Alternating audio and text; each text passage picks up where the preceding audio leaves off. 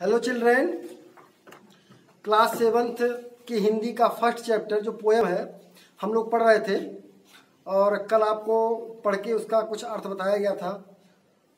I hope आप लोग उसका आनंद लिए होंगे। चैप्टर नेम है जो है बली वही सुंदर। मतलब इस चैप्टर में आप क्या पढ़ रहे थे, सुंदर क्या चीज़ है, यानी कौन सी सुंदरता आप हासिल करना चाहते हैं। तो उसमें कई बातें आपसे पूछी गई थी। अब आगे उसमें क्या है ये देखिए, कवि क्या बोल रहा है। सिंधु नहीं सर कहो उसे, सिंधु नहीं सर कहो उसे, चंचल जो नहीं तरंगों से। मतलब सिंधु मतलब होता है समुद्र और सर मीन्स होता है तालाब, छोटा सा।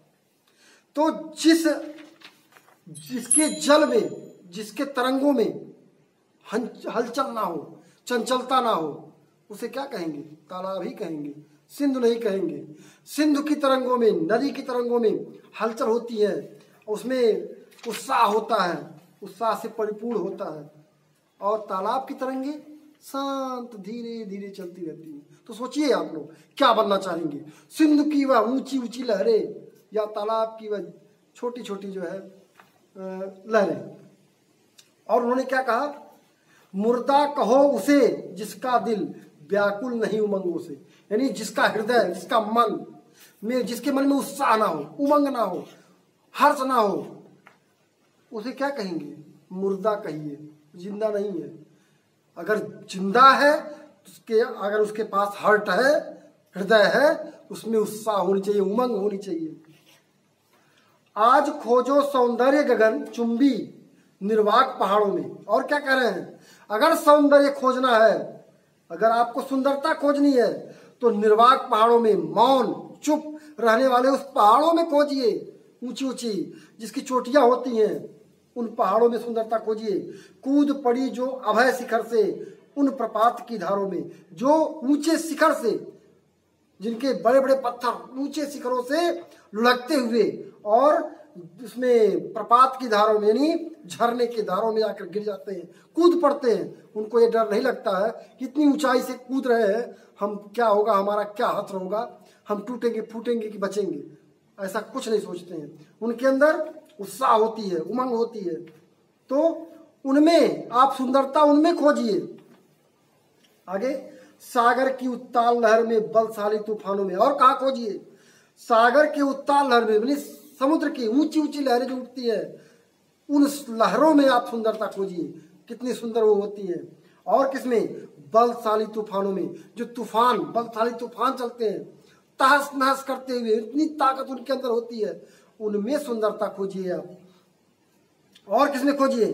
प्लावन में किश्ती खेने वाले के मस्त तरानों में। यानी बाढ़ जब आती है, बाढ़ में कोई निकलना पसंद नहीं करता है, और उसी बाढ़ में जो वीर होते हैं, बलशाली होते हैं, अपनी किश्ती को चलाते हैं मस्त तरानों में, धुन में अपने, और उस बाढ़ में अपने किश्ती को लेकर चलते रहते हैं, लोगों का सहयोग करते रहते हैं। उनके अंदर, उनमें सुंदरता खोजिए, वो कितने सुंदर है। आगे, बल विक्रम साहस के कर्तव्य पर दुनिया बल जाती है।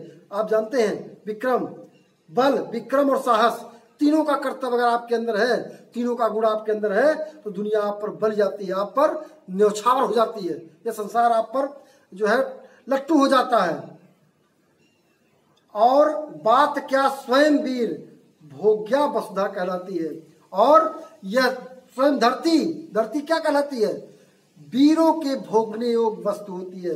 यानी यह पृथ्वी पर, इस पृथ्वी पर वीरों का अधिकार होता है, ऐसा माना जाता है। जो वीर होते हैं, पृथ्वी भी उन्हीं का साथ देती है और उन्हीं को सहयोग देती है, यानी यह धरती वीरों के लिए होती है। सौंदर्य शक्ति का अनुचर, जो है बली वही सुंदर। और देखिए, सुंदरता क्या है?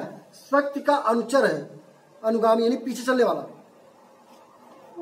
जो सुंदरता है वो शक्ति के पीछे चलता है, शक्ति जिधर चलती है सुंदरता अपने आप उधर चलती है। जो है बली वही सुंदर है, जो बली है वही सुंदर कहलाता है, वही सुंदर होता है। सुंदरता निस्तार वस्तु है, सुंदरता निस्सार वस्तु है, होने साथ में शक्ति अगर। अगर आपके अंदर शक्ति नहीं है, आपके साथ हिम्मत नहीं है, साहस नहीं है, ताकत नहीं है, तो सुंदरता क्या है आपकी? बेकार है। आपकी सुंदरता एक बेकार वस्तु है। तो ऐसी सुंदरता खोजिए, ऐसी सुंदरता ना खोजिए जो बेकार हो। तो इस कविता में कवि ने क्या बताया आपको कि इस संसार में सुंदर क्या है, सुंदरता क्या है, किसमें हमें ढूंढनी चाहिए सुंदरता, किसको मानना चाहिए सुंदर। तो ये आपने पोयम पढ़ लिया। इस पर इसके मीनिंग को आप लोग अपनी कॉपी में नोट कर लेंगे और इसके प्रश्न उत्तर को आप लोग स्वयं बनाने का प्रयास करेंगे।